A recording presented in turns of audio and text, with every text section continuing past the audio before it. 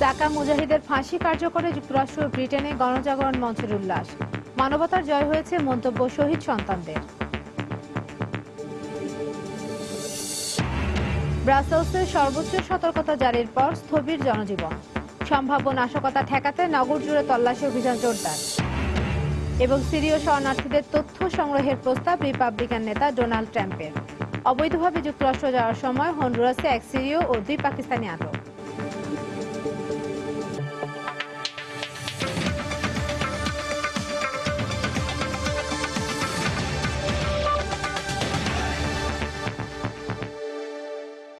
আন্তর্জাতিক সময় সঙ্গে আছি আমি ইশরাত জাহান। শীর্ষ 2 যুদ্ধাপরাধী সালাউদ্দিন কাদের চৌধুরী ও আলী আহসান মুজাহিদের মৃত্যুদণ্ড কার্যকর হওয়ায় সন্তোষ প্রকাশ করে যুক্তরাষ্ট্রের নিউ ইয়র্ক ও যুক্তরাজ্যের পূর্ব লন্ডনে সমাবেশ করেছে গণজাগরণ মঞ্চ, মুক্তিযোদ্ধা সংসদ সহ বিভিন্ন সংগঠন। এই রায় কার্যকরের ফলে বাংলাদেশের রাজনীতিতে ইতিবাচক পরিবর্তনের আশা প্রকাশ করেন সংগঠনের নেতারা। আর ফাঁসির দণ্ড কার্যকর করায় সরকারের প্রতি কৃতজ্ঞতাও প্রকাশ করেন তারা। নিউ ইয়র্ক থেকে শিহাবুদ্দিন কিসলু ও লন্ডন থেকে শোয়েব কবিরের পাঠান তথ্য ছবি নিয়ে ডেস্ক রিপোর্ট। সালাউদ্দিন কাদের চৌধুরী ও আলী আহসান মুজাহিদের মৃত্যুদণ্ড কার্যকর হওয়ায় সন্তোষ প্রকাশ করে সমাবেশ করেছে যুক্তরাজ্য গণজাগরণ মঞ্চ, মুক্তিযোদ্ধা সংসদ সহ বিভিন্ন সংগঠন। রায় কার্যকরের সঙ্গে সঙ্গেই পূর্ব লন্ডনের ব্রাডি আর্ট সেন্টারে সমবেত হন গণজাগরণ মঞ্চের কর্মীরা। এই রায় কার্যকরের মধ্য দিয়ে বাংলাদেশের রাজনীতিতে ইতিবাচক পরিবর্তনের আশা প্রকাশ করেন তারা। আজকে এই দুজনের ফাঁসি দিয়ে, সাকা এবং মুজাহিদের ফাঁসি দিয়ে আমাদের কলঙ্কময় অধ্যায়ের কিছুটা হলেও লাঘব হয়েছে। আমরা দেশ থেকে অনেক দূরে আছি, কিন্তু দেশের এই মুহূর্তে যে আনন্দের বন্যা বয়ে যাচ্ছে তা আমাদেরকে ছুঁয়ে যাচ্ছে, প্রত্যেকটা মানুষকে ছুঁয়ে যাচ্ছে। গণজাগরণ মঞ্চে যুক্তরাজ্যের যারা আছি আমরা এখানে, তারা প্রত্যেকটা কর্মী এবং সেই সাথে ব্রিটেনের প্রগতিশীল আন্দোলনের সঙ্গে জড়িত সবাই প্রচন্ড খুশি। তার কারণ হচ্ছে আমরা ন্যায় বিচার পেয়েছি। 1971 সালে মহান মুক্তিযুদ্ধের সময় যারা নারী নির্যাতন এবং হত্যাযজ্ঞের সাথে জড়িত ছিল তাদের বিচার হয়েছে এবং বাকি যুদ্ধাপরাধী যারা আছে তাদের বিচার অবিলম্বে কার্যকর হবে বলে আমরা আশা করি। এদিকে রায় কার্যকরের পর যুক্তরাষ্ট্রের নিউ ইয়র্কেও সমাবেশের আয়োজন করে গণজাগরণ মঞ্চ। এতে বক্তব্য রাখেন প্রবীণ সাংবাদিক সৈয়দ মোহাম্মদুল্লাহ, নাট্যজন জামাল উদ্দিন আহমেদ, রওশন আরা হোসেন, চলচ্চিত্র পরিচালক কবির আনোয়ার, যুক্তরাষ্ট্র মুক্তিযোদ্ধা কমান্ডের আহ্বায়ক ডক্টর আব্দুল বাতেন সহ অনেকে। এ সময় রায় কার্যকর করায় সরকারের প্রতি কৃতজ্ঞতা জানান বক্তারা। বিশেষ করে আলবদর বাহিনীর প্রধান আলী আহসান মুজাহিদ এবং দম্প ভরে বাংলাদেশকে অবজ্ঞা করার নেতা সাকা চৌধুরীর ফাঁসির আদেশ সর্বশ্রেষ্ঠ কার্যকরী হয়েছে, তার জন্য আমরা খুব আনন্দ উপভোগ করছি। 30 লক্ষ শহীদের আত্মা শান্তি পাবে, কিছুটা হলেও শান্তি পাবে। এই ফাঁসির মাধ্যমে জাতি কলঙ্ক মুক্ত হলো এবং দেশের একটা বিরাট আমাদের স্বাধীনতার একটা অর্জন হলো আমি মনে করি আর কি। বিদেশের মাটিতে থেকে আজকে যে আনন্দটা অনুভব করতেছি। নিউ ইয়র্কে আলাদা সমাবেশ করেছে 71-এর ঘাতক দালাল নির্মূল কমিটি, স্বেচ্ছাসেবক লীগ, প্রজন্ম লীগ সহ বিভিন্ন সংগঠন। অন্যয় কর্মকার, সময় সংবাদ। বাবা আর ফিরে আসবেন না, কিন্তু দেশ ও জাতি বিপদমুক্ত হয়েছে। সাকা মুজাহিদের ফাঁসি কার্যকরের পর সময় সংবাদের কাছে এমন মন্তব্য করেছেন 71-এর শহীদ সাংবাদিক সিরাজউদ্দিন হোসেনের ছেলে সেলিম রেজা নূর। এই দণ্ড কার্যকরে ব্যক্তিগত কোনো লাভ লোকসান না হলেও মানবতার জয় হয়েছে বলেও মনে করেন তিনি। 71-এর পরাজিত শক্তিকে সমূলে উৎপাটনে জাতিকে ঐক্যবদ্ধ থাকার আহ্বান জানান শহীদ বুদ্ধিজীবীর এই সন্তান। এটা কোনো ব্যক্তিগত লাভালাভের বিষয় নয়, আমাদের কাছে এটা হচ্ছে দেশ, জাতি এবং মানবতার দাবি। কেননা এ জাতীয় অপরাধ যদি ঘটতে থাকে এবং এর যদি বিচার ও শাস্তি না হয়, তাহলে দেশ ও জাতিতে আবার এরকম ঘটনা ঘটাবার দুঃসাহস তারা দেখাতে পারে। সেই কারণেই বিচারের প্রয়োজন ছিল। দেশ ও জাতি বিপদমুক্ত হলো কিছুটা হলেও, সেই কারণে এই বিচারটার দরকার ছিল, শাস্তিটার দরকার ছিল। আমরা এর জন্য সন্তোষ প্রকাশ করছি। তাদের মূলোৎপাটন হয়ে গেছে এই বিচার শাস্তির মাধ্যমে, সেটা বলা যাবে না হয়তো এখনো। তবে জাতি যদি ঐক্যবদ্ধ হয়, আমরা যদি সঠিক নেতৃত্ব দিতে পারি, আমার বাবারা যে পরিবেশ সৃষ্টি করে গিয়েছিলেন এবং বঙ্গবন্ধু যেভাবে জাতিকে ঐক্যবদ্ধ করেছিলেন, গ্যালভানাইজ করেছিলেন, সে জায়গায় জাতিকে আবার এনে দাঁড় করাতে পারলে অবশ্যই আমরা সেই জায়গায়, সে মঞ্জিলে মকসুদে পৌঁছাতে পারবো। এর আগে গতরাত 12:55 ঢাকা কেন্দ্রীয় কারাগারে ৭১-এ মানবতা বিরোধী অপরাধে দণ্ডপ্রাপ্ত সালাউদ্দিন কাদের চৌধুরী ও আলবদর কমান্ডার আলী হাসান মোহাম্মদ মুজাহিদের ফাঁসি রায় কার্যকর করা হয়। এরপর রাত ৩টার কিছু সময় পর লাশবাহী অ্যাম্বুলেন্সের একটি সাকা চৌধুরীর গ্রামের বাড়ি চট্টগ্রামের রাউজান ও অপরটি মুজাহিদের গ্রামের বাড়ি ফরিদপুর উদ্দেশ্যে যাত্রা করে। মুজাহিদের ফাঁসির মধ্য দিয়ে প্রথমবারের মতো বুদ্ধিজীবী হত্যার দায়ে কারো চূড়ান্ত সাজা হলো। অ্যাম্বুলেন্সের তীব্র সাইরেনও কখনো কখনো যেন বিজয়ের বারতা নিয়ে আসে। শনিবার রাত 12:30টায় নাজিমউদ্দিন রোডের ঢাকা কেন্দ্রীয় কারাগারের মূল ফটকের দিকে এগিয়ে আসা 4টি অ্যাম্বুলেন্স দেখে সেখানে উপস্থিত মুক্তিযোদ্ধা আর সাধারণ মানুষের হর্ষধ্বনি তা প্রমাণ করে দিল। না, আলবদর বাহিনীর প্রধান মুজাহিদ আর আদালত যাকে ঠান্ডা মাথার খনি বলে অভিহিত করেছেন, সেই সালাউদ্দিন কাদের চৌধুরীর ফাঁসির রায় কার্যকর হয়নি তখনও। তবে আগের দুই যুদ্ধ অপরাধীর ফাঁসির অভিজ্ঞতা থেকে জনতা জানে, কখনো কখনো মধ্যরাতে জেল গেটে অ্যাম্বুলেন্স আসে বিচারহীনতার দায় মুক্তি দিতে। রাত 2:45টার দিকে 44 বছরের প্রতীক্ষা আর 5 বছরের আইনি লড়াইয়ের ফল নিয়ে বেরিয়ে আসে সেই 4টি অ্যাম্বুলেন্স। এরই মধ্যে অবশ্য প্রচার হয়ে গেছে রাত 12:55 কার্যকর হয়েছে আলী হাসান মোহাম্মদ মুজাহিদ ও সালাউদ্দিন কাদের চৌধুরীর মৃত্যুদণ্ড। বুদ্ধিজীবী নিধনের ষড়যন্ত্র ও সহযোগিতার দায়ে মুজাহিদ আর নূতন চন্দ্র সিংহ হত্যাসহ 4টি অপরাধে একই সময়ে ফাঁসিতে ঝোলানো হয়েছে দুই শীর্ষ যুদ্ধাপরাধীকে।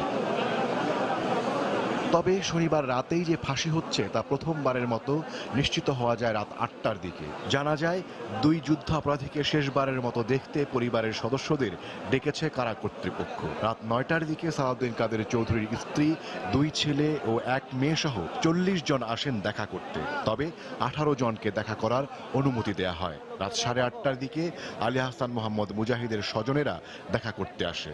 রাত 12:30টার দিকে তাদের চলে যাওয়ার পরপরই শুরু হয় সাজা বাস্তবায়নের চূড়ান্ত পর্বের কাজ। ওমর ফারুক, সময় সংবাদ, ঢাকা। দুই যুদ্ধাপরাধী সালাউদ্দিন কাদের এবং মুজাহিদের ফাঁসির খবর আন্তর্জাতিক গণমাধ্যমগুলোতেও ফলাও করে প্রচার করা হয়। বিবিসি তাদের প্রতিবেদনে জানায় ৭১-এর যুদ্ধাপরাধের জন্য তাদের ফাঁসি কার্যকর করা হয়েছে। অন্যদিকে আল জাজিরার প্রতিবেদনে বলা হয়, এই দুই যুদ্ধাপরাধীর প্রাণ ভিক্ষার আবেদন রাষ্ট্রপতি নাকচ করে দেওয়ার পরেই কার্যকর করা হয় মৃত্যুদণ্ড। তাদের মৃত্যুদণ্ডকে কেন্দ্র করে পুরো দেশে যে নিরাপত্তা ব্যবস্থা জোরদার করা হয়েছে তাও প্রতিবেদনে উল্লেখ করা হয়। এছাড়া বার্তা সংস্থা রয়টার্স, এপিও সার্বক্ষণিক এই দুই যুদ্ধাপরাধীর ফাঁসির রায় কার্যকরের সবশেষ সংবাদ প্রকাশ করে। ভারতীয় গণমাধ্যমগুলোর শীর্ষ সংবাদেও এই বহুল আলোচিত ফাঁসির খবর প্রকাশ করা হয়। এনডিটিভি, টাইমস অফ ইন্ডিয়া এই সংবাদ প্রচার করে। অন্যদিকে পাকিস্তানি গণমাধ্যম ডনের শিরোনামে ছিল জামায়াত নেতার ফাঁসির বিস্তারিত খবর। আধুনিক সভ্যতার পাশাপাশি আছে যুদ্ধ সংঘাতের মতো নানা কলঙ্কজনক অধ্যায়। বিশ্বব্যাপী বিভিন্ন সময়ে আধিপত্য বিস্তারের লড়াই আজ ইতিহাস হলেও বিশেষ কোন উপলক্ষে সামনে চলে আসে কালো সেই অধ্যায়গুলো। আর এসব কলঙ্ক মোচনে যুদ্ধাপরাধীদের বিচারে বিভিন্ন সময়ে দেশে দেশে গঠিত হয়েছে আন্তর্জাতিক অপরাধ ট্রাইব্যুনাল। বিশ্বের উল্লেখযোগ্য যুদ্ধাপরাধের বিচার প্রক্রিয়ার কথা জানাচ্ছেন রিয়াদুল ইসলাম।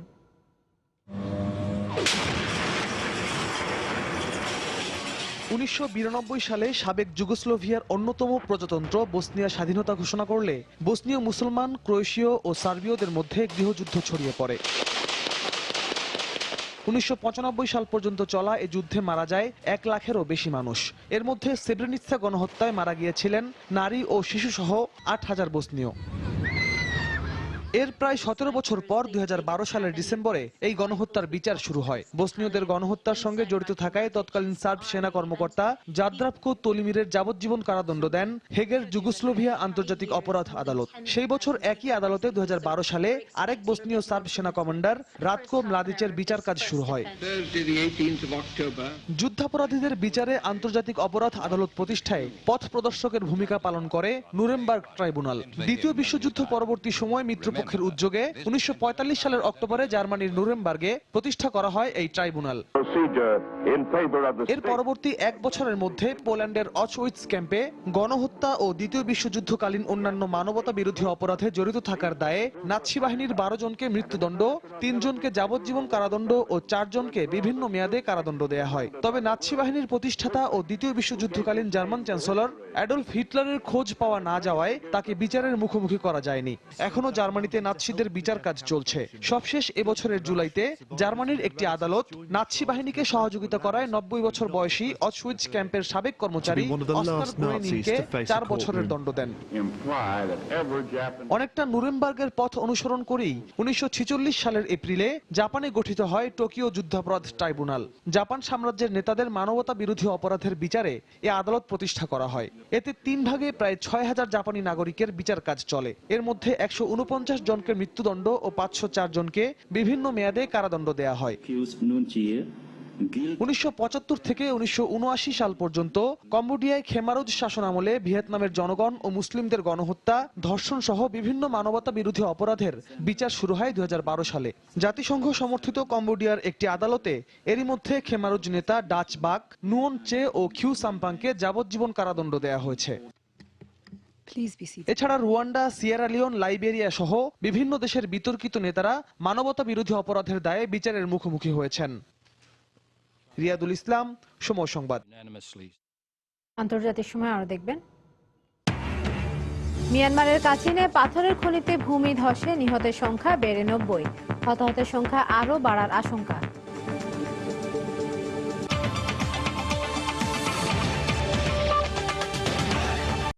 সন্ত্রাসী হামলার আশঙ্কায় সর্বোচ্চ সতর্কতা জারির পর কার্যত অচল হয়ে পড়েছে বেলজিয়ামের রাজধানী ব্রাসেলস। প্যারিস হামলায় জড়িত কয়েকজন ব্রাসেলসে আছে এই খবরের ভিত্তিতে তাদের খোঁজে নগর জুড়ে তল্লাশির প্রেক্ষাপটে ব্রাসেলসের দোকানপাট, মেট্রো রেল সহ সবকিছু বন্ধ করে দেওয়া হয়েছে। বাতিল করা হয়েছে কনসার্ট, ফুটবল ম্যাচ সহ যাবতীয় বিনোদনমূলক সমাবেশ। এদিকে রোববার ব্রাসেলসের নিরাপত্তা ব্যবস্থা নতুন করে পর্যালোচনা করা হবে এবং চলমান সতর্ক অবস্থা আরও দীর্ঘ করা হবে কিনা সেই বিষয়ে সিদ্ধান্ত নেওয়া হবে বলে জানিয়েছেন দেশটির প্রধানমন্ত্রী চার্লস মিশেল।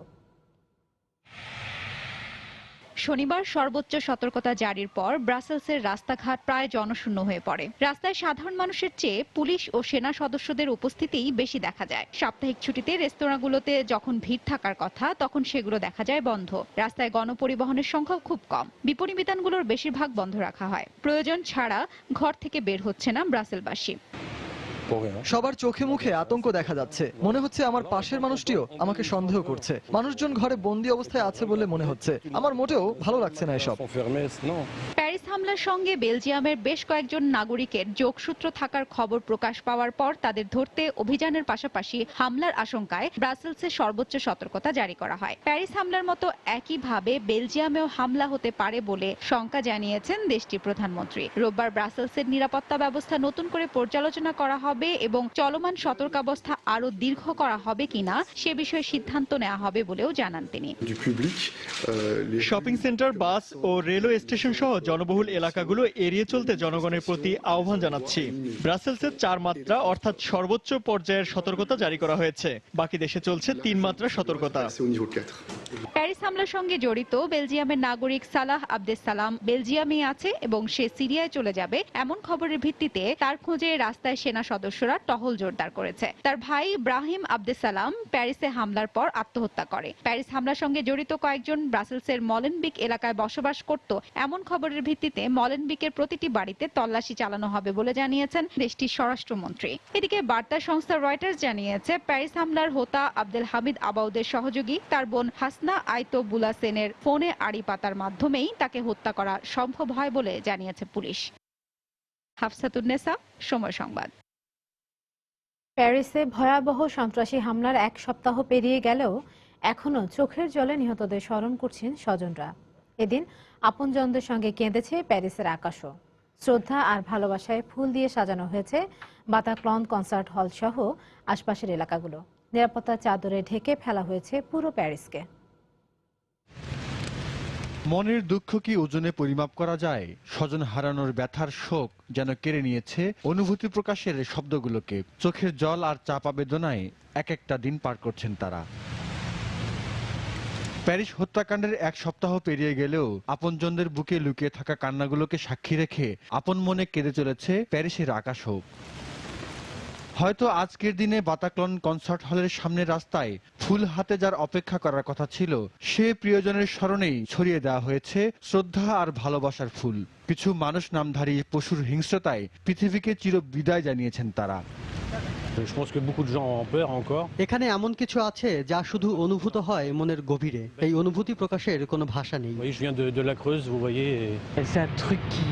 এক সপ্তাহ পেরিয়ে গেলেও মনে হয় এটা গতকালের ঘটনা। দুঃসহ এই স্মৃতি ভুলে থাকা অসম্ভব। এখনো শোকে পাথর হয়ে আছেন অনেকে। মধ্য ফ্রান্স থেকে এখানে এসেছি। কেন এসেছি তা ব্যাখ্যার কোনো প্রয়োজন নেই।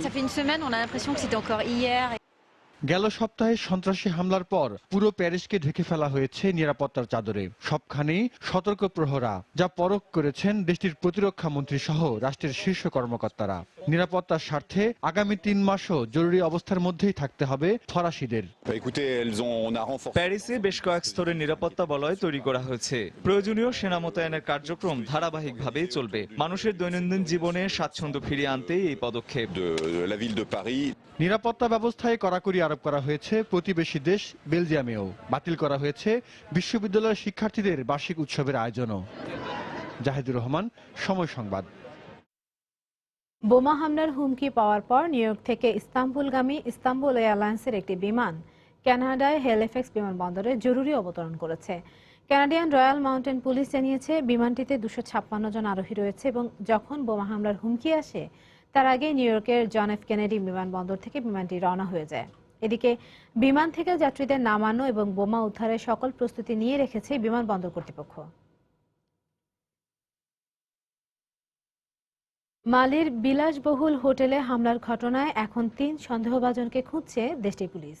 মালি সরকারের পক্ষ থেকে জানানো হয়েছে সন্ত্রাসীদের ধরতে চলছে পুলিশি অভিযান। এরই মধ্যে দেশটিতে 10 দিনের সতর্ক অবস্থা ঘোষণা করা হয়েছে। এছাড়া 3 দিনের রাষ্ট্রীয় শোক ঘোষণা করা হয়েছে সেখানে। শুক্রবারের সেই হামলায় 2 হামলাকারী সহ এখন পর্যন্ত 21 জনের মৃত্যুর খবর পাওয়া গেছে। হামলার কিছুক্ষণ পরই এর দায়ভার স্বীকার করে বার্তা দেয় আল কায়েদা সংশ্লিষ্ট একটি জঙ্গি গোষ্ঠী। প্রেসিডেন্ট ইব্রাহিম মালিকে ব্যবসা ক্ষেত্র হিসেবে উন্মুক্ত ঘোষণার পরদিনই হামলাটি হয়। বিদেশি নাগরিক সহ প্রায় 170 জনকে শুক্রবার রেডিসন ব্লু হোটেলে অস্ত্রের মুখে জিম্মি করে সন্ত্রাসীরা। পরে বিশেষ বাহিনীর কমান্ডো অভিযানের মধ্য দিয়ে জিম্মি সংকটের অবসান হয়। মিয়ানমারের উত্তরাঞ্চলের কাচিন রাজ্যে একটি পরিত্যক্ত পাথরের খনিতে ভূমি ধসে নিহত হয়েছে কমপক্ষে 90 জন। তবে হতাহতের সংখ্যা আরও বাড়তে পারে। প্রত্যক্ষদর্শীদের বরাতে সংবাদ মাধ্যম বিবিসি জানায় শনিবার সন্ধ্যায় ধ্বংসস্তূপ থেকে মৃতদেহগুলো উদ্ধার করা হয়। নিহতদের অধিকাংশই খনির পাশে ফেলে রাখা পাথর ও মাটির স্তূপ থেকে মূল্যবান জেট পাথর খুঁজছিলেন। এছাড়া খনির পাশে বেশ কয়েকটি তাঁবুও মাটি চাপা পড়ে। দুর্ঘটনার আগে কোনো প্রাকৃতিক দুর্যোগের খবরও পাওয়া যায়নি। জেট পাথরের জন্য সুপরিচিত কাচিনের খনিগুলোতে প্রায়ই এ ধরনের ভূমিধসের ঘটনা ঘটে।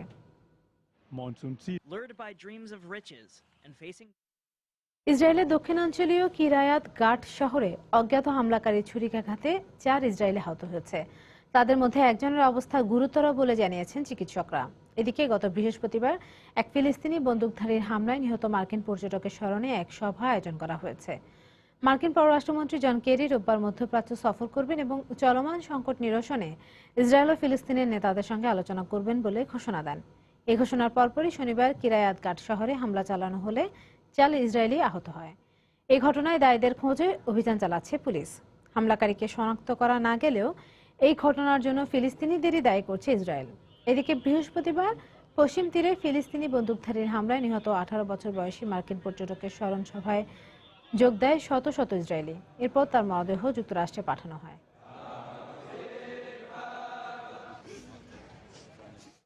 আফগানিস্তানের হাজারা সম্প্রদায়ের 20 জনকে জিম্মি করেছে আইএস জঙ্গিরা। রাজধানী কাবুলের দক্ষিণাঞ্চলীয় কান্দাহার প্রদেশ থেকে তাদের অপহরণ করা হয়েছে বলে জানিয়েছে প্রেস টিভি। এই ঘটনার নিন্দা জানিয়েছে হাজারা সম্প্রদায়। এদিকে আফগান কর্মকর্তাদের পক্ষ থেকে জানানো হয়েছে তারা অপহৃতদের উদ্ধারের চেষ্টা করছে। এর পরপরই বিভিন্ন জায়গায় জোরদার করা হয়েছে পুলিশের অভিযান। এর আগেও হাজারা সম্প্রদায়ের বেশ কয়েকজনকে হত্যা করে আইএস জঙ্গিরা।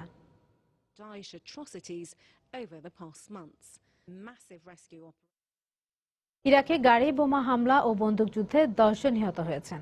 এতে আহত হয়েছেন অন্তত 24 জন। শনিবার রাজধানী বাগদাদের পশ্চিমে আল ফোরাত শহরে একটি বিপণী বিতানের পাশে বোমা বিস্ফোরিত হলে 2 জন নিহত ও 7 জন আহত হয় বলে জানায় স্থানীয় গণমাধ্যম। বাগদাদের ইউসুফিয়া শহরের একটি চেকপোস্টে হামলা চালালে নিহত হয় 2 পুলিশ সদস্য সহ 3 জন।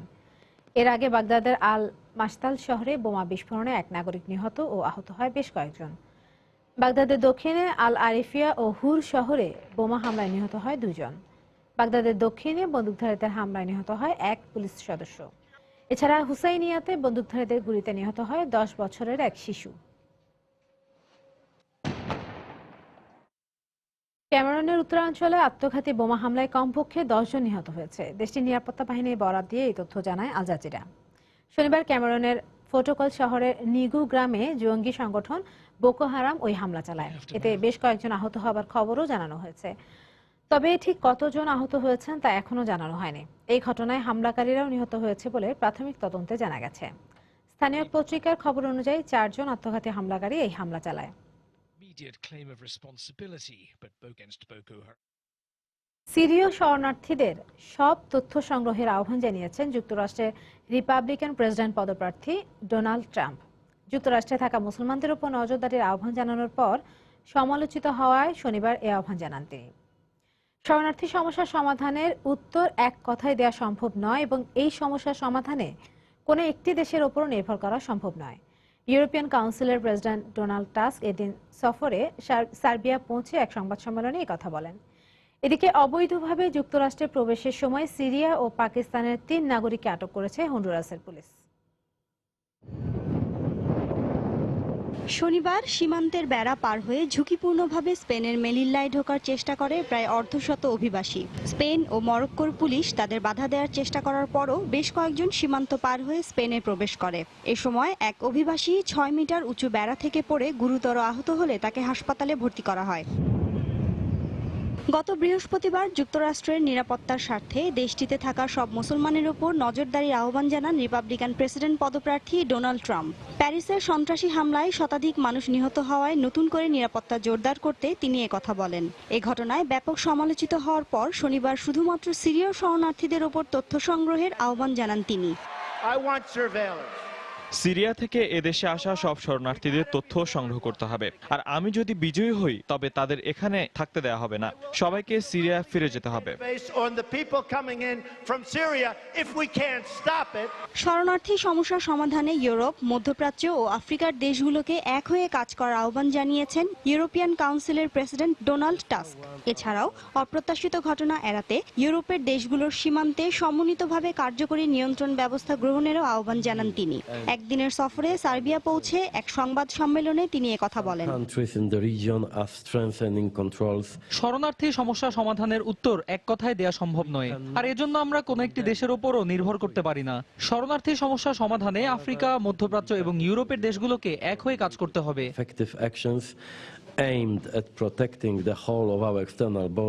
এদিকে নিকারাগুয়ার উত্তরাঞ্চল থেকে অবৈধভাবে মধ্য আমেরিকায় প্রবেশের সময় এক সিরীয় ও 2 পাকিস্তানি নাগরিককে আটক করেছে হন্ডুরাসের পুলিশ।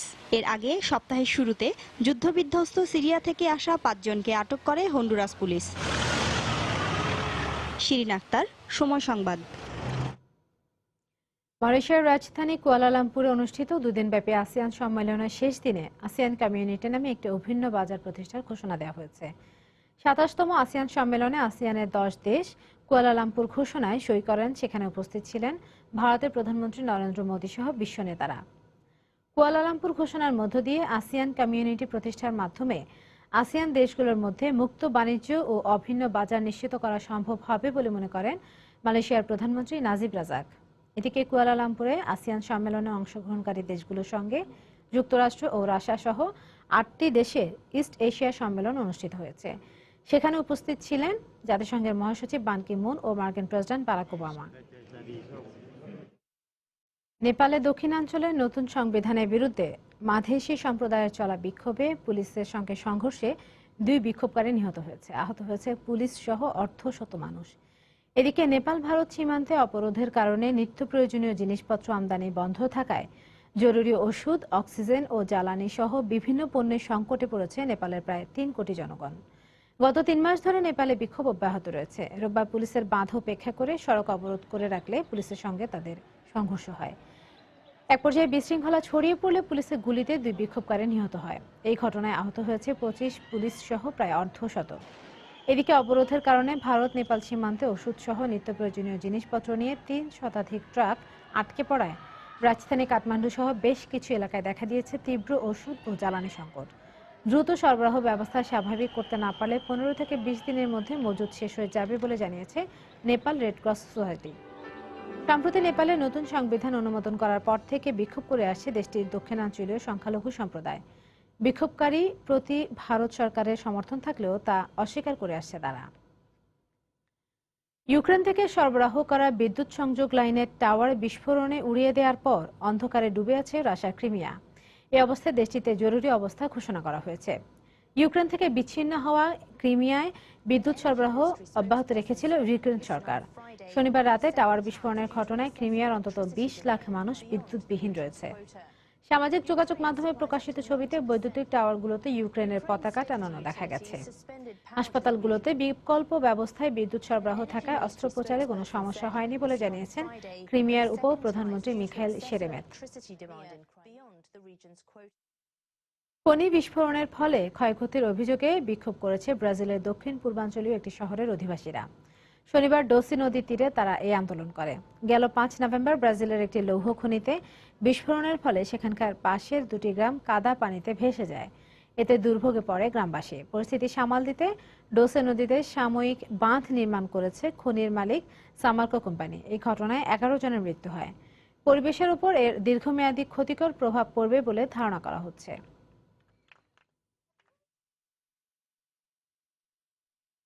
ব্রিটিশ পর্যটক হত্যার দায়ে ভুলবশত আটক রবার্ট জোন্সকে 23 বছর পর অবশেষে মুক্তি দেওয়া হয়েছে। লুইজিয়ানার জেল থেকে বের হয়ে আসার সময় তিনি গণমাধ্যমের কাছে সন্তোষ প্রকাশ করেন। ব্রিটিশ নারী পর্যটক জুলিকে ধর্ষণের পর হত্যার অভিযোগে 1992 সালে আটক হন রবার্ট জোন্স। পরে ওই ঘটনার সাথে রবার্টের নয় বরং লেস্টার জোন্সের সম্পৃক্ততার তথ্য পাওয়া যায়। লেস্টারকে গ্রেপ্তার করা হলেও মুক্তি দেওয়া হয়নি নির্দোষ রবার্টকে। এই ঘটনা জানাজানি হওয়ার পর মানবাধিকার কর্মীদের তোপের মুখে পড়ে প্রশাসন। ঘটনা আদালত পর্যন্ত গড়ালেও মুক্তি পেতে বেশ বেগ পেতে হয় রবার্টকে। মার্কিন নিরাপত্তা বিভাগের বিরুদ্ধে রবার্টের মতো আরও অনেক নাগরিককেই ভুলবশত আটকের অভিযোগ রয়েছে। পশ্চিম আফ্রিকার দেশ লাইবেরিয়ায় নতুন করে 3 জনকে ইবোলা আক্রান্ত হিসেবে শনাক্ত করা হয়েছে। দেশটিকে ইবোলা মুক্ত ঘোষণা করার 3 মাস পর এই ঘটনা ঘটল। সিএনএনের খবরে বলা হয়েছে হাসপাতালে ভর্তি হওয়া এক রোগীর রক্ত পরীক্ষার সময় তাকে ইবোলা আক্রান্ত হিসেবে শনাক্ত করা হয়। এছাড়া এই সপ্তাহেই আরও 2 জনকে এই মারণ ব্যাধিতে আক্রান্ত হিসেবে শনাক্ত করা হয়। আক্রান্ত 3 জনকে দেশটির রাজধানী মনরোভিয়ার একটি ইবোলা চিকিৎসা কেন্দ্রে রাখা হয়েছে। বিশ্ব স্বাস্থ্য সংস্থার মুখপাত্র জানিয়েছে ইবোলা আক্রান্ত হতে পারে সন্দেহে 40 জনকে পর্যবেক্ষণে রাখা হয়েছে। গেল মে মাসেই লাইবেরিয়াকে ইবোলা মুক্ত ঘোষণা করে বিশ্ব স্বাস্থ্য সংস্থা। আত্মরক্ষার জন্য কত কৌশলই না ব্যবহার করা হয়। হাতের সামনে যা পাওয়া যায় তা দিয়ে পিটিয়ে হামলাকারীকে রুখতে তাই এখন শেখানো হয় নানা কৌশল। তেমনি একটি জিনিস হলো সেলফি স্টিক। আশ্চর্য হলেও সত্যি রাশিয়ায় এখন সেলফি স্টিক দিয়ে শেখানো হচ্ছে সেলফ ডিফেন্স। বলুন তো সেলফি স্টিকের ব্যবহার কত রকম হতে পারে? সেলফি তোলা ছাড়া এই বস্তু দিয়ে যে দিব্যি কাউকে ঘায়েল করা সম্ভব তা হয়তো এই ছবি না দেখলে বিশ্বাস হতো না। কিন্তু এখানে রীতিমতো আয়োজন করে সবাইকে শেখানো হচ্ছে সেলফি স্টিক দিয়ে সেলফ ডিফেন্স। মস্কোর একটি স্পোর্টস সেন্টারের কোচ তিমুর দুদায়েভ মার্শাল আর্টে দক্ষ এই প্রশিক্ষকের বিশেষত্ব হচ্ছে তিনি হাতের কাছে মিলবে এমন বস্তু দিয়েই সবাইকে আত্মরক্ষার কৌশল শিখিয়ে থাকেন। সেলফি স্টিক দিয়ে আত্মরক্ষা শেখানোর বুদ্ধিও প্রথম তার মাথায় আসে। আমি মনে করি এমন কিছু দিয়ে আমাদের আত্মরক্ষা শেখা উচিত যা সব সময় হাতের কাছে পাওয়া যায়। আর এখন তো এই জিনিস সবার কাছেই আছে। অনেকেই আগ্রহ নিয়ে এখন সেলফি স্টিক দিয়ে এমন মারপিটের কৌশল শিখতে আসছেন। মেয়েদের জন্য আত্মরক্ষার কৌশল শেখা খুবই জরুরি। সব সময় কিন্তু হাতের কাছে প্রয়োজনীয় জিনিসটা পাওয়া যায় না, কিন্তু এটা তো থাকেই সাথে। সংগঠকরা জানিয়েছেন এই কৌশল শিখতে কোনো বয়সের বাধা নেই, আর মাত্র 5 দিনেই শেখা যায় এই কৌশল। তানজিমুনিয়াত, সময় সংবাদ। যুক্তরাষ্ট্রের এরিয়ন ও ফ্রান্সের এয়ারবাসের যৌথ উদ্যোগে আগামী 6 বছরের মধ্যে বিশ্বে প্রথম বেসরকারি সুপারসনিক যাত্রীবাহী বিমান উড্ডয়ন করতে যাচ্ছে। AS2 মডেলের জেট বিমানটি আগামী 2021 সালে পরীক্ষামূলক উড্ডয়ন শুরু করবে আর বাণিজ্যিকভাবে কার্যক্রম পরিচালিত হবে এর 2 বছর পর। কর্তৃপক্ষ বলছে ঘন্টায় প্রায় 2000 কিলোমিটার গতিসম্পন্ন বিমানটি জাপানের টোকিও থেকে যুক্তরাষ্ট্রের লস অ্যাঞ্জেলেসে পৌঁছাতে সময় নেবে মাত্র 6 ঘন্টা। সেই হিসেবে লন্ডন থেকে নিউইয়র্কে যেতে সময় লাগবে ঘন্টা 3। বিলাসবহুল 30 ফিটের ক্যাবিন সম্পন্ন জেট বিমানটিতে অবস্থান করতে পারবেন 12 জন আরোহী।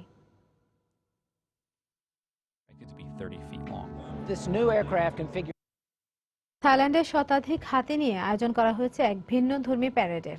দেশটির উত্তর পূর্বাঞ্চলের সুরিনে আয়োজিত এই প্যারেড অর্জন করে নিয়েছে এশিয়ান বুক অব রেকর্ডসের largest elephant parade and food serving in Thailand and এশিয়ার খেতাব। থাইল্যান্ডের সুরিনের রাস্তায় বাদ্যের তালে তালে এভাবেই প্যারেড করতে দেখা যায় হাতিদের। একটি দুটি নয়, এ প্যারেডে অংশ নিয়েছে 250 হাতি, জায়গা করে নিয়েছে এশিয়ান বুক অব রেকর্ডসের তালিকায়। আজ এশিয়ান বুক অব রেকর্ডসে সবচেয়ে বেশি সংখ্যক হাতি সংগ্রহ করা এবং প্যারেডে অংশ নেওয়ার রেকর্ড অন্তর্ভুক্ত করা হয়েছে। শুধু প্যারেডই নয়, হাতিদের জন্য ভোজনেরও ব্যবস্থা করা হয়। রাস্তার পাশে 400 মিটার জায়গা জুড়ে তাদের জন্য রাখা হয় 67 টন ওজনের বিভিন্ন রকমের ফল। প্যারেড শেষে আগত দর্শকদের বিনোদনের জন্য আয়োজন করা হয় সাংস্কৃতিক অনুষ্ঠানেরও। 1955 সাল থেকে প্রতি বছর প্রায় 200 হাতি নিয়ে শত শত মাহুত এ প্যারেডের আয়োজন করে। এটি এখন স্থানীয় সহ পর্যটকদের কাছে পরিণত হয়েছে অন্যতম আকর্ষণে। আমি ডেনমার্ক থেকে আজ সকালে সুরিনের এই হাতিদের প্যারেড দেখতে এসেছি। সুরিন হাতিদের নিয়ে থাইল্যান্ডের সবচেয়ে বড় গ্রাম, আর এই গ্রামটি প্রাচীন সংস্কৃতির চর্চার জন্য বেশ প্রসিদ্ধ। শিরিন আক্তার, সময় সংবাদ। আন্তর্জাতিক সময়ের শীর্ষ সংবাদগুলো জানিয়ে দিচ্ছে আরেকবার। সাকা মুজাহিদের ফাঁসি কার্যকরে যুক্তরাষ্ট্র ব্রিটেনে গণজাগরণ মঞ্চের উল্লাস। মানবতার জয় হয়েছে, মন্তব্য শহীদ সন্তানদের। ব্রাসেলসের সর্বোচ্চ সতর্কতা জারির পর স্থবির জনজীবন। সম্ভাব্য নাশকতা ঠেকাতে নগর জুড়ে তল্লাশি অভিযান জোরদার। এবং সিরীয় শরণার্থীদের তথ্য সংগ্রহের প্রস্তাব রিপাবলিকান নেতা ডোনাল্ড ট্রাম্পের। অবৈধভাবে যুক্তরাষ্ট্র যাওয়ার সময় হন্ডুরাসে এক সিরীয় ও 2 পাকিস্তানি নাগরিক আটক। দর্শক, এই ছিল আন্তর্জাতিক সময়। যে কোনো খবর পেতে ভিজিট করুন সময়নিউজ.tv। সঙ্গে থাকুন সময়।